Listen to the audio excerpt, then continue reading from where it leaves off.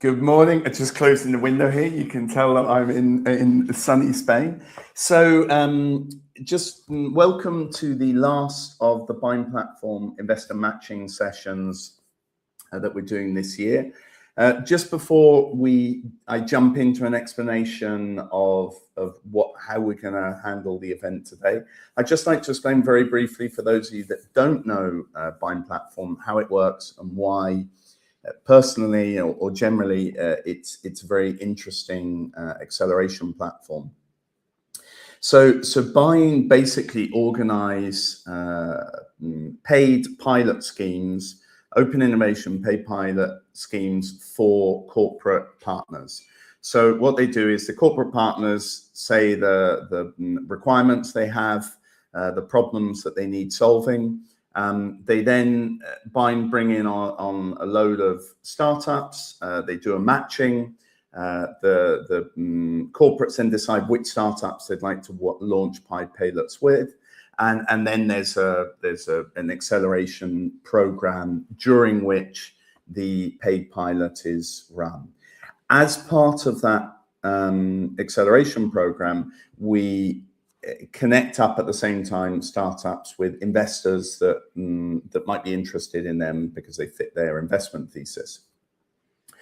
The really interesting thing from an investor point of view is obviously you have a certain degree of technical and commercial validation of the solutions because there are corporate customers paying for these pilots. Obviously for the startups, it's access to market and income from the corporate customers, and the idea is if the pilots work, then it gets scaled up within the corporate partners.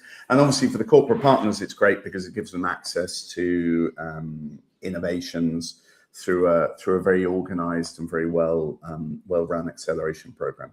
So highly recommended. If you're a startup and you didn't know about Buying Platform, now I hope you've got a little bit more of an idea and that you apply for the next cohort that opens up in a few weeks' time.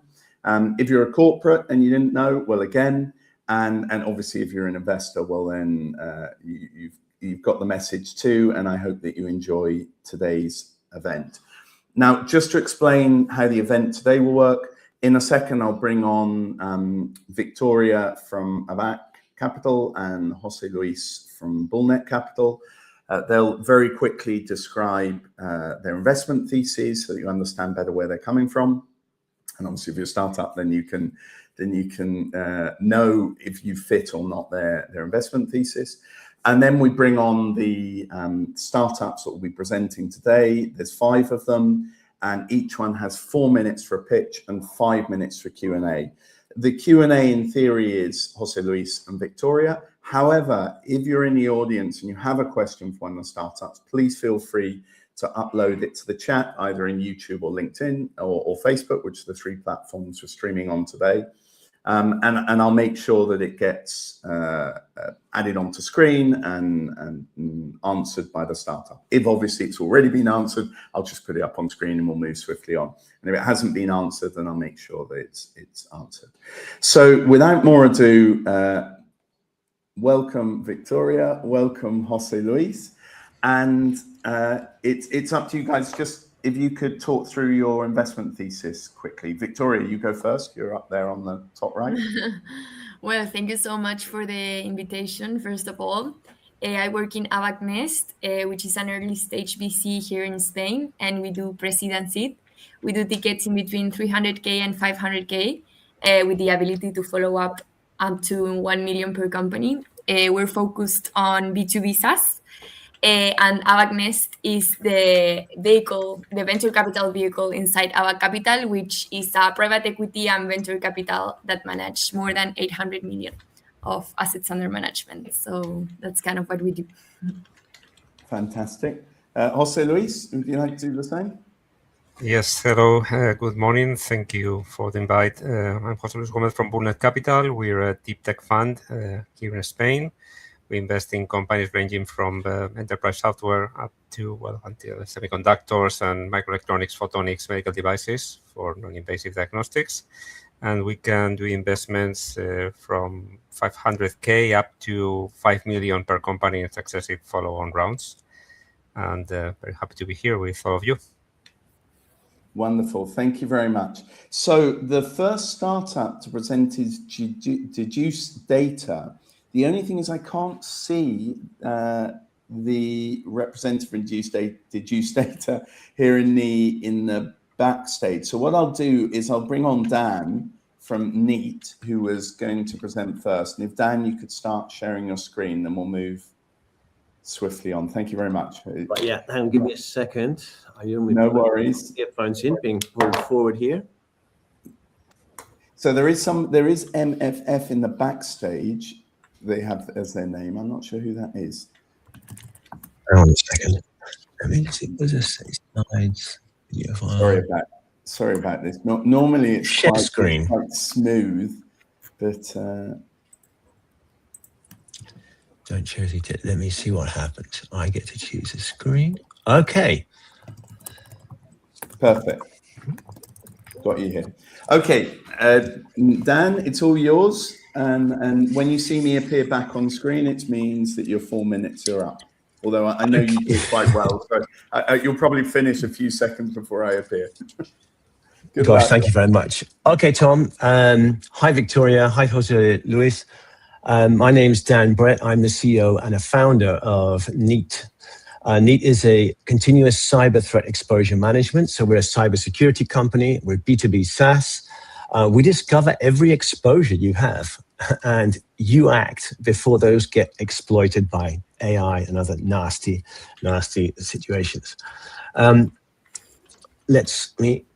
There we go, moving on. Okay, so let me give you some context of what we've discovered as a problem and what we want to deal with in NNEAT.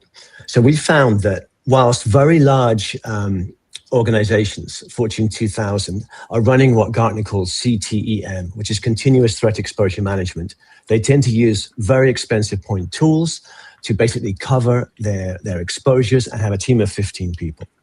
Mid-sized companies have a real problem because they're resource constrained. They spend quite a lot on cyber, from at least €500,000 a year on cyber up to a couple of million, but they don't have the resources that these major companies have. And as we're seeing with the advent of AI empowering cyber attacks as well, these attacks are focusing more and more on mid-sized companies and to an extent on SMB clients. So we're seeing that the CISOs, which are the security leaders of these mid-sized, powerful, important companies, and as we're talking about Bind here, you'll see that the majority of the Basque tractor industrial companies fall within our ideal client profile. These are the companies that have this problem that they can't accurately visualize their exposure and react to it. So NNEAT was born. We proactively discover the threat exposures, we score, we prioritize them using proprietary algorithms and technology for business impact and relevance. So we're in the business of threat exposure discovery, prioritization, scoring, and mitigating. We also have a very important communicative aspect that we show people how the cyber threats are affecting them in the new age of the AI threats. So what makes NNEAT different? You can see here we have a complex picture of our modules. We have continuously developing a lot of deep tech analysis, which we use. But above all, we have a proprietary data model. We gather different types of data, from audit, which is generally human-based data, into telemetry and configuration data. And we're able to pull risk scoring from all of that and compare it to threat intelligence from outside the company. That allows us to push into action where we mobilize these insights so that security leaders can actually get things done and improve their scoring and then show how effective they've been to the management and the boards of companies. So we've been quite successful, I'd like to think, to date. Obviously, it's a company that's born in the Basque country, so we have a lot of clients from the north. We've been working well in government with clients like Gobierno de La Rioja, Cyberscienza, in industrial companies like Elecnor, Sidenor. In fact, we're working with Elecnor as part of this Bind program. This is a very interesting company with over 20,000 employees in 6 countries, and it's our perfect ICP. They have some excellent security systems, but they use us for the visibility of risks across those clients. We're also working with Versi and Deloitte as channel partners, okay? How do we go to market? So we tend to hit ACVs from 25,000 up to 100,000, and we can push higher than that for certain enterprise clients, and maybe with government that want to go a bit larger.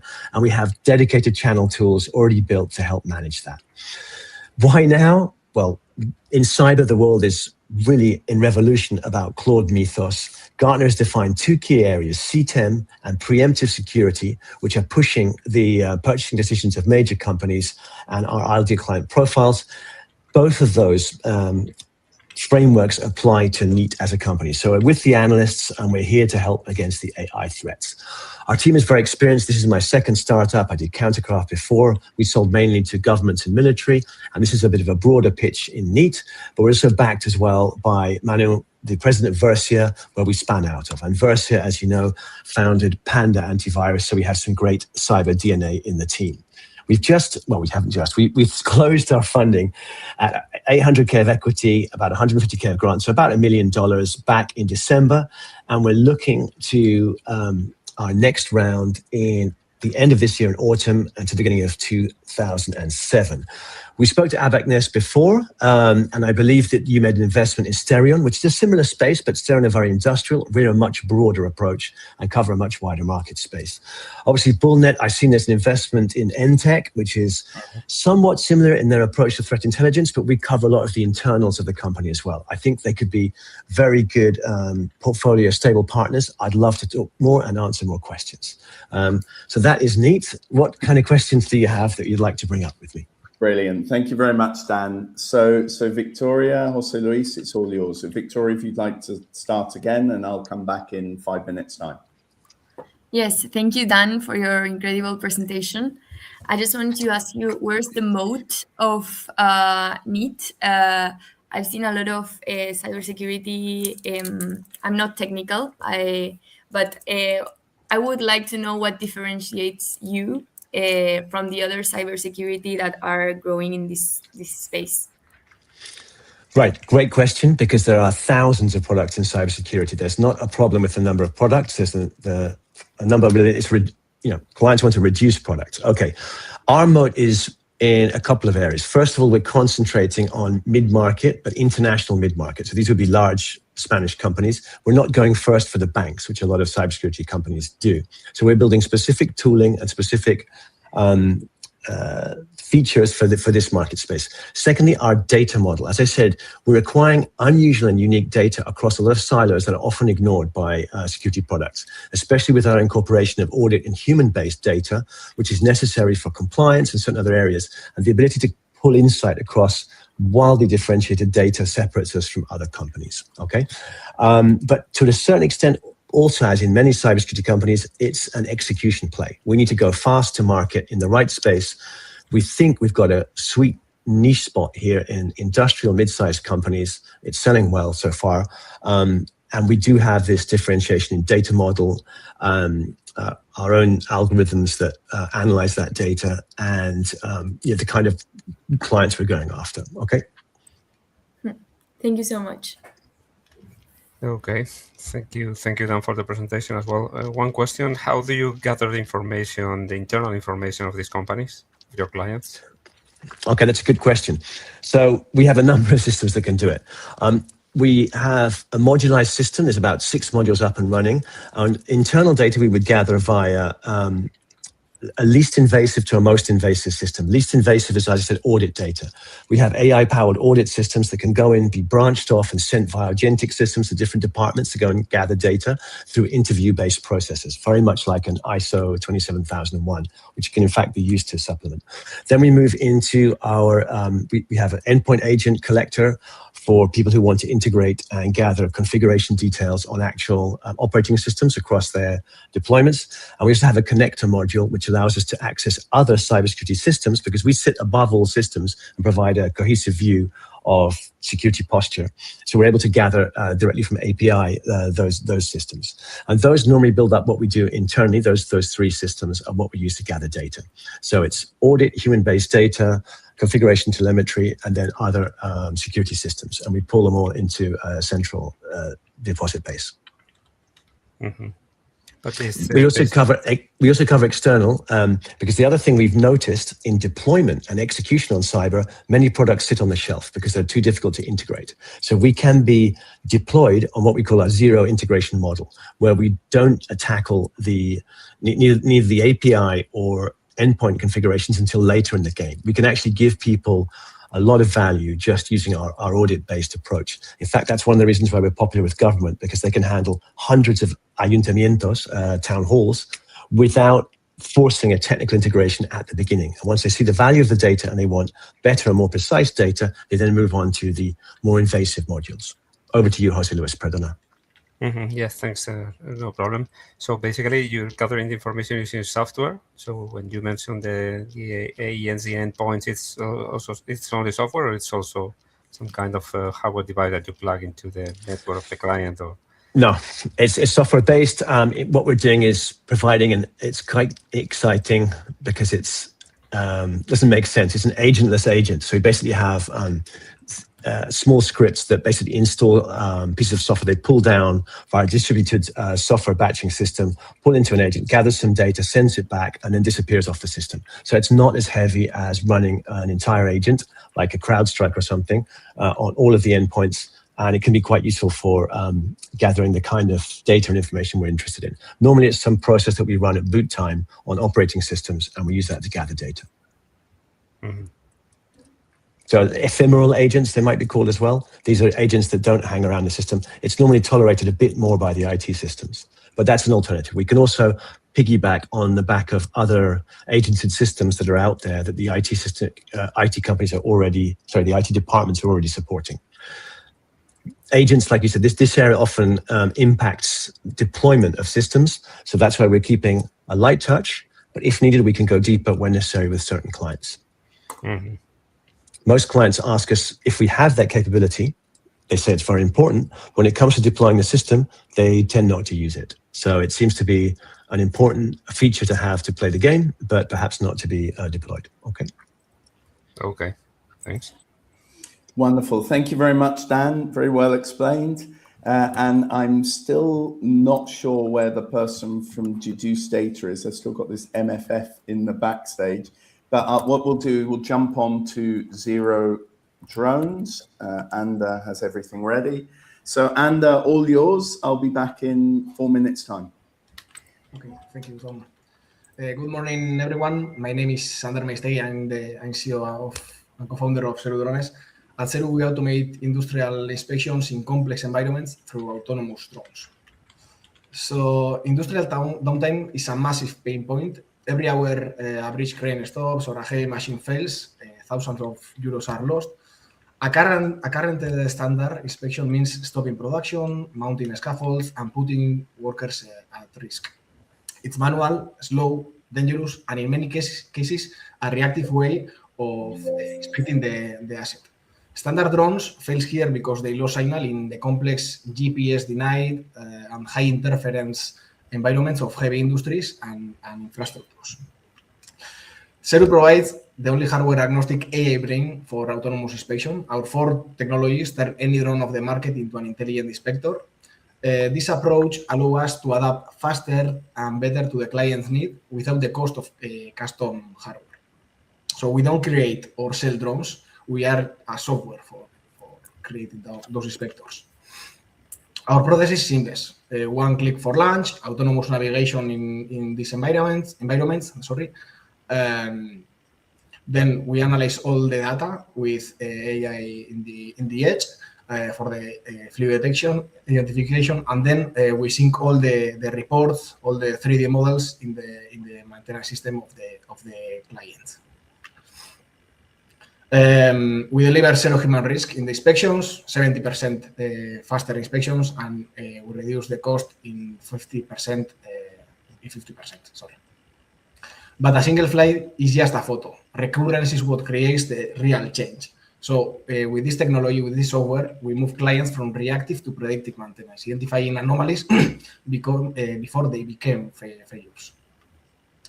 We use a scalable SaaS model, initial setup fee, plus a high recurring license for aligning our road with the client's long-term operational success.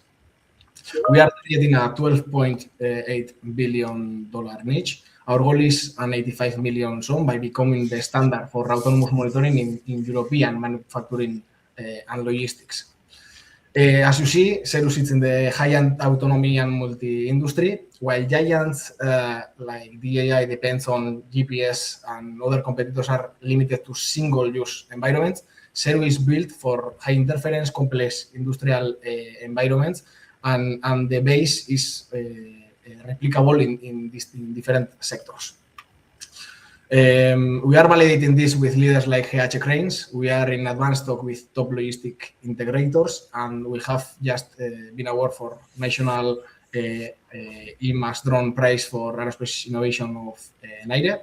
We are backed by NVIDIA and Amazon Web Service, and our team is ready to scale this intelligence globally. We are opening a 350k euros seed round in late 2026 to expand our engineering team mainly and accelerate our commercial deployment. So that's all, and let's talk. Thank you. Brilliant. Thank you very much. And so, guys, it's all yours, Victoria, if you'd like to start again, and I'll be back in 5 minutes. Okay. Thank you, Ander, for your presentation. I would love to know, when did you start it and how has like the commercial validation been going? Do you have any traction? Are you having any design partners? I don't know if you said. Do you have pilots or even clients? Yes, we started 3 years ago. We founded we set the SL in 2 years ago. Zeru started with the clients from the beginning. We understand the needs of the different clients. We started like a software for B2C. Then from B2C, we saw that a lot of people were just flying with DAI, and these solutions were also for B2E. And we started talking with B2E in sectors like energy, construction, and industrial. And we saw that there is no this kind of solutions. There are like very niche solutions or very generic solutions that as I said, that they use DAI for example. No, DAI means that you have to analyze all the data or process all the data in Chinese servers. This is a thing that clients don't like, and you are very dependent of the hardware. No, so we are agnostic to the hardware. We are very flexible on that, and we can process all the data in the servers. We do have a tier 1 client. We have another small clients, but we have a tier 1 client that is GH Cranes. We are just closing the first phase. We have another second phase talk or closed, depending on this first phase, and then we will start a monthly service. We are talking with other tier 1 clients.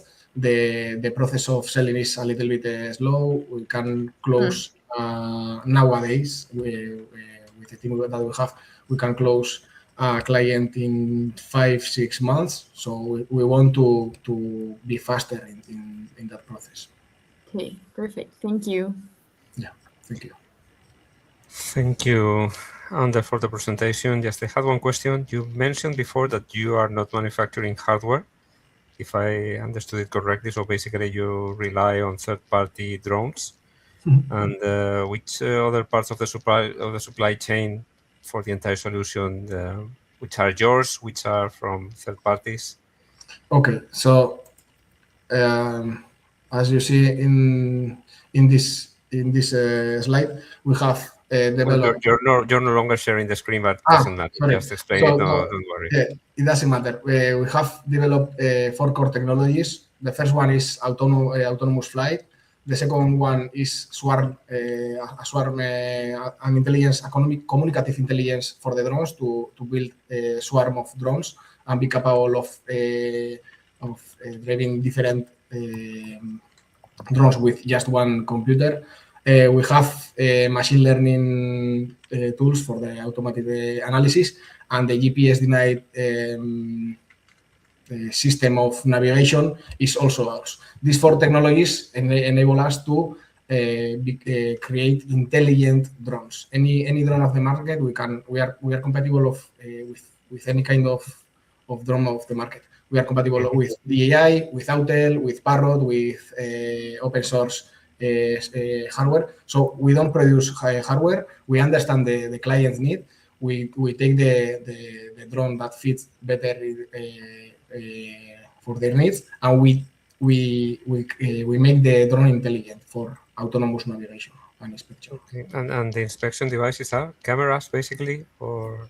Yes, any kind of hardware that is compatible or can be put in the drone. Can be RGBs, thermals, the sensors. Yeah. But they're also from third parties, right? You attach them to the drone and. Yes, that's it. That's it. Our main goal is to be software service. Yes. And who owns the drone? You or the client?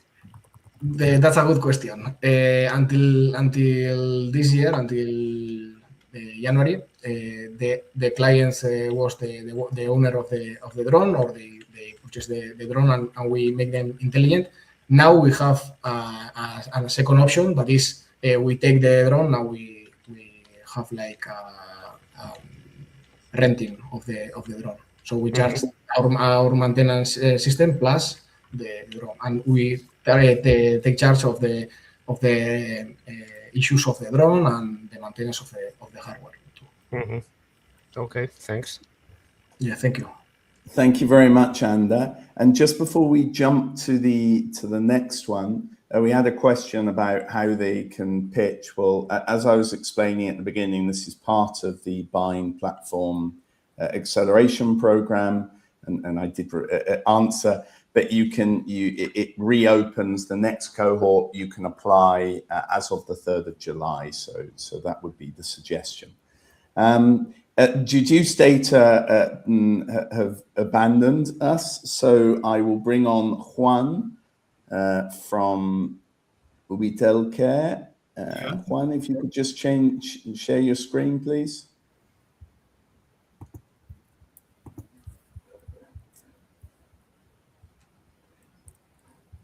And then we've got José from Process Talks, who's in the background here, who I'll add on afterwards. And here we go.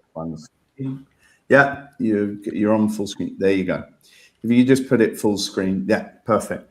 Okay, all yours, Juan. I'll be back in 4 minutes. Good luck. Okay, I'm Juan Charneco, CEO of Ubitelcare. We have developed a preventive and diagnostic support platform for cardiologists about 2 high-level prevalence cardiopathology, heart failure, and arrhythmia. This is the global clinical data from Spain and the rest of the world. It can be shown that this pathology affects too many people around the world, and we can promise that our system could achieve reduction in death of 20% and reduction in hospitalization around 43%. If we focus in Spain, we have this figure about heart failure and arrhythmia patient in Spain. We can reduce significantly both figures. It is important to know that most of the cost of this pathology depend on hospitalization. So we can work to reduce this high cost of hospitalization of the different patients.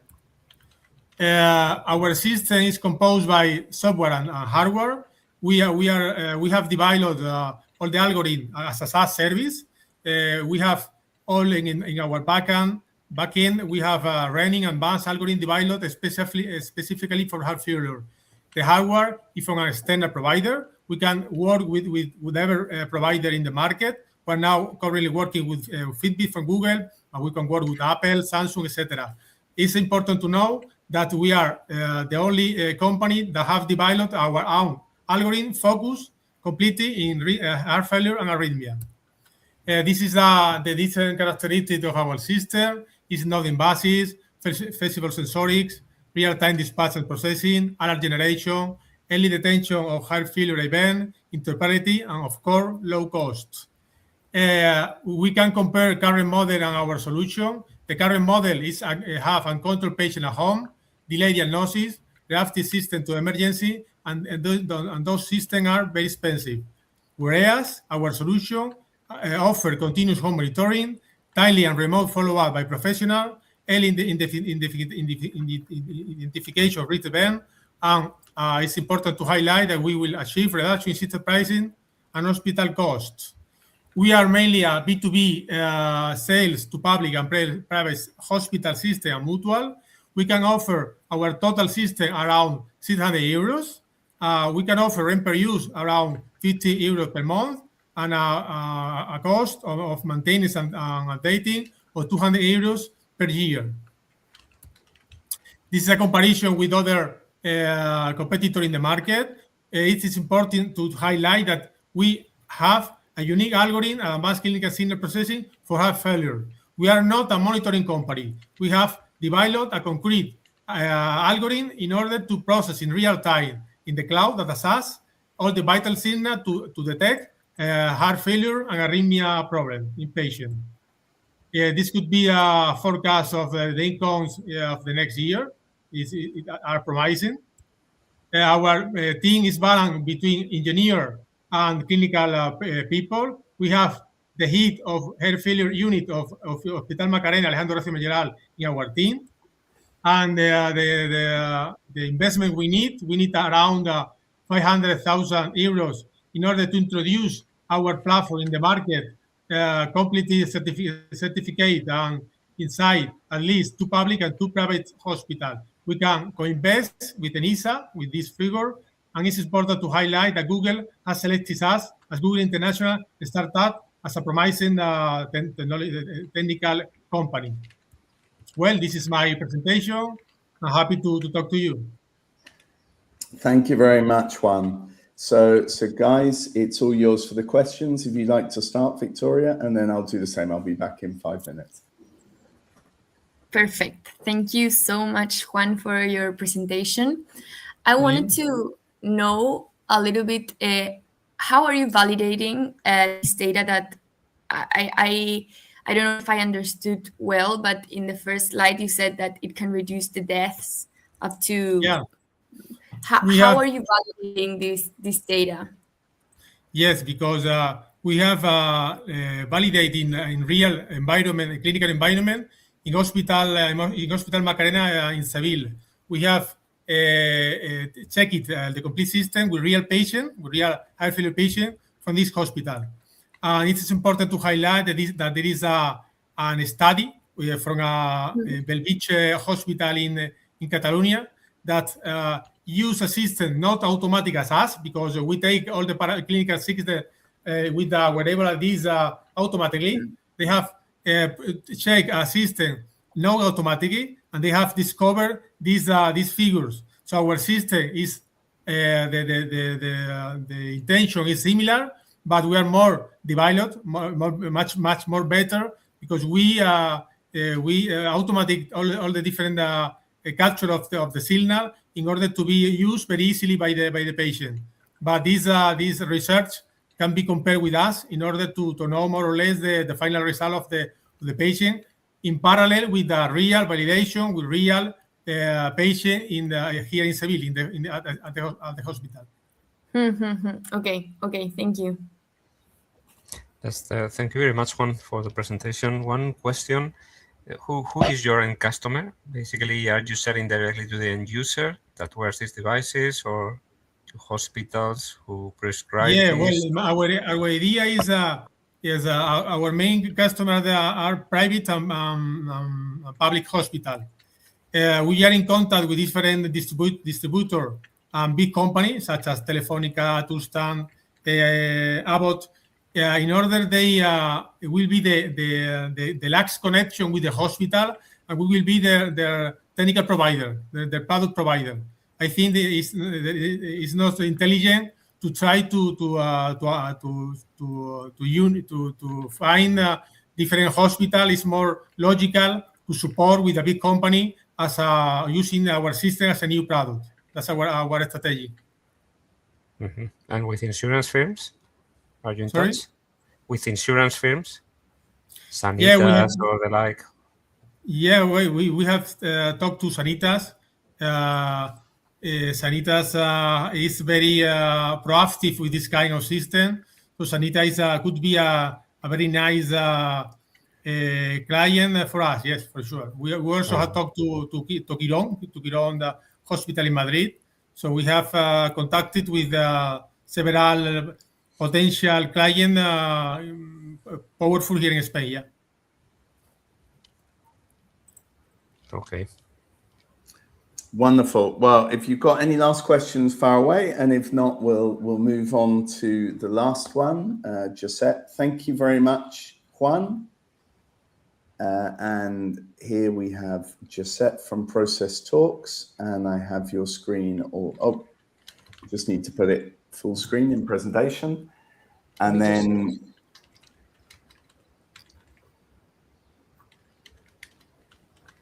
Perfect. Okay, José, all yours. I'll be back in 4 minutes.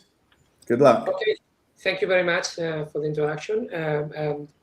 Let me show you, let me present Elizabeth. She is an accountant of an important logistic company, and she is object of the instructions. The first instructions are from Elizabeth Pierce, but the important is from Digital Elizabeth. She is really object of several distractions per day. She has to move data from several applications, and those applications don't talk to each other. That means that she, Elizabeth, needs to spend time doing these connections. This multitasking is already known and has a lot of effects. That's the elephant in the room today. There is studies that tell us that this digital multitasking causes us to underperform on our job. And here you have some numbers. I don't have the time to enter into those. But this actually, if you think from the other side, this is a massive opportunity for any company, regardless it's big or small, but especially SMEs, it's an important opportunity. And we already tackled this opportunity in Process Talks 3 years ago. We built the Process Talks automation platform.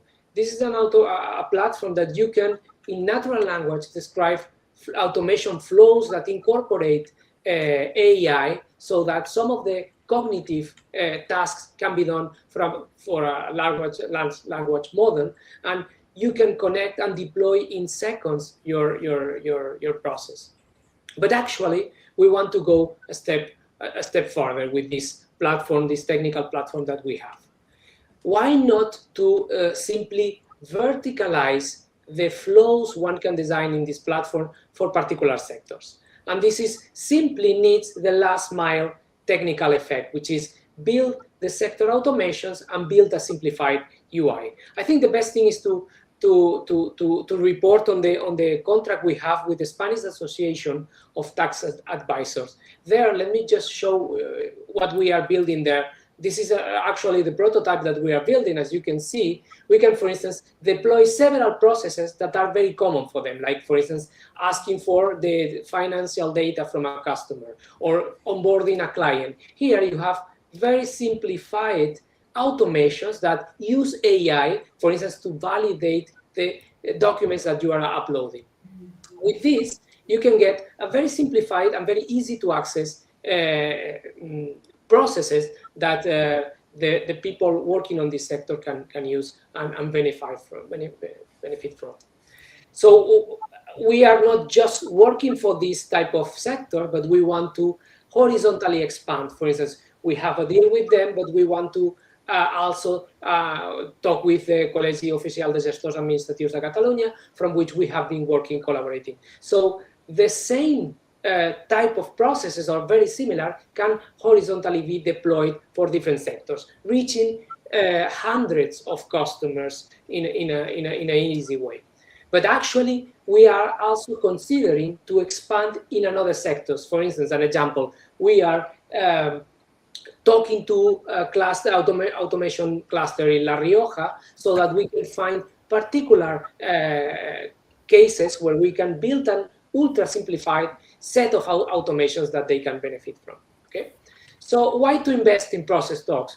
As you can see, we already have the technology. What we want in this round is to build on top of this technology to verticalize, to scale different sectors and different platforms. So this is not just about one platform, but several platforms that can be specialized. We estimate the ratio less than 20%, meaning that this business is from early beginning very beneficial. And of course, there is a ripple effect going from tax to administrative, account, legacy. So we can already do this diagonal expansion from neighborhood sectors.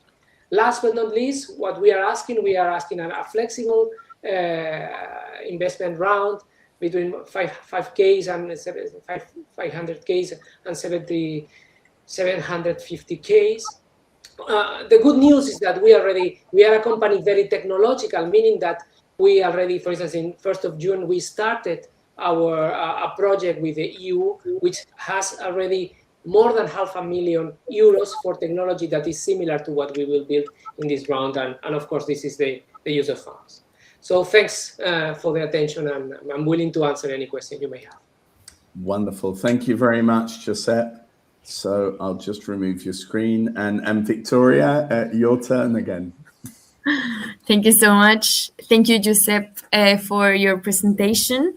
I wanted to ask, in the context of AI and the exponential expansion of AI and this revolution, how are you planning to differentiate from, for example, platforms like Cloud Code that already connects with the tech stacks that you're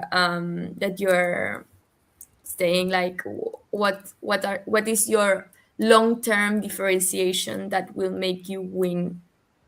Thank you for the question, Victoria. Actually, here you have the long-term differentiation. We are humans behind platforms. We are trustable. We are technicians. We are not building the technology in 10 seconds, in 10 minutes, and just delegate all the responsibility, even in regulated sectors like taxes and these things. What we want to build is we are very happy. We are supporters of AI, but we want to control AI from our side. So what we are providing to the companies, to our clients, is trustability, so satisfying RGPD and AI acts, all these things, because we provide them from the starting. And not only this, all these companies that you comment, Cloud Code, for instance, you can put LLMs that are commercial, looking at your data, that might not be possible to do it. So we are really experts in deploying local models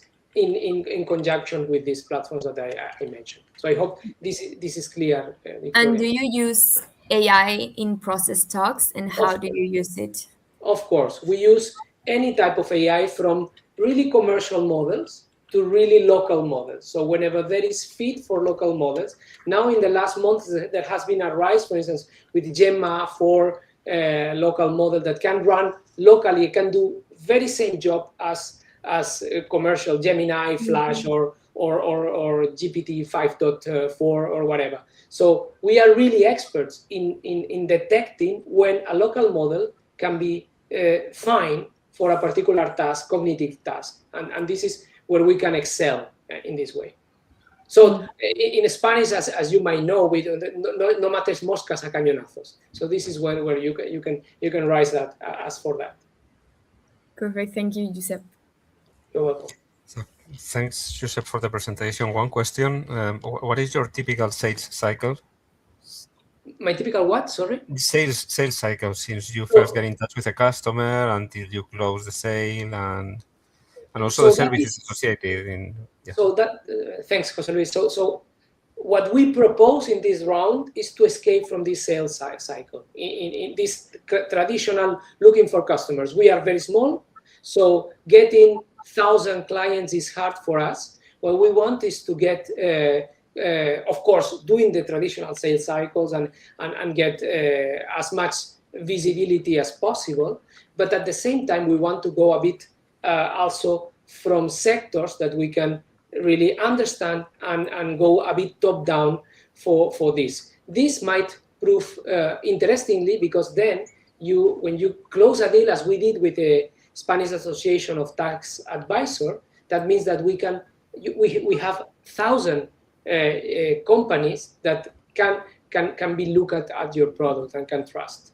So I don't know if I answered your question, but the point here is that we think for small companies as us, we want to have some hybrid approach for sales.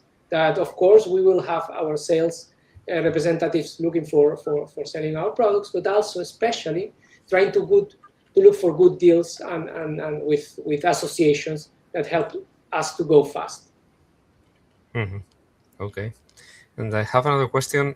How do you differentiate from standard BPM tools, particularly for large organizations? Very good. So again, here we are not deploying full workflow engines, workflows like workflows very complicated. Actually, in our technology stack on the bottom, we have a workflow engine where we map all the flows that we discover from natural language. So we are already native a BPM tool on the bottom. But we want to ultra simplify. We are not looking for automating a bank complex process. We are looking for automating human process, automatic process for the people that do them every day. So for us, I think perhaps the real competence for us is N8N, Zapier, Make, this type of companies that they are doing this kind of let's say easy flows. The idea here is that I didn't tell because I don't have the time, but the platform that we have is hybrid, which is something that they don't have, meaning that this platform executes both in the cloud but also locally. So you can, for instance, delegate tasks that can only be executed in the desktop of the client only there, okay? And we have a coordination for this. And we can even have flows that some tasks are in the cloud, some tasks are in local. For instance, imagine that you have to manipulate a legacy system that is installed in the computer of the client, and you can only, let's say, RPA it, and with the credentials do the things automatically. So we can do that, and this is kind of also differentiation, more technical perhaps. Mm-hmm. Wonderful. If you've got any other questions as we've finished a little early, that's fine. If not, we'll say goodbye to José. Thank you very much, José. Very interesting. And Victoria, José Luis, thank you very much for being with us today. I hope that you found the startups interesting. If you'd like an intro to any of them, please let us know, and we'll coordinate that for you or facilitate that for you. And other than that, have a great weekend. Enjoying the official start of the summer, although I think the heat sort of makes us feel that we're already in August. And I'll be in touch and find out what your feedback is from the session. Thank you so much, Tom. Yeah, thank you very much. Okay, bye-bye. Have a nice day. Bye. Nice day. Nice weekend. Bye-bye.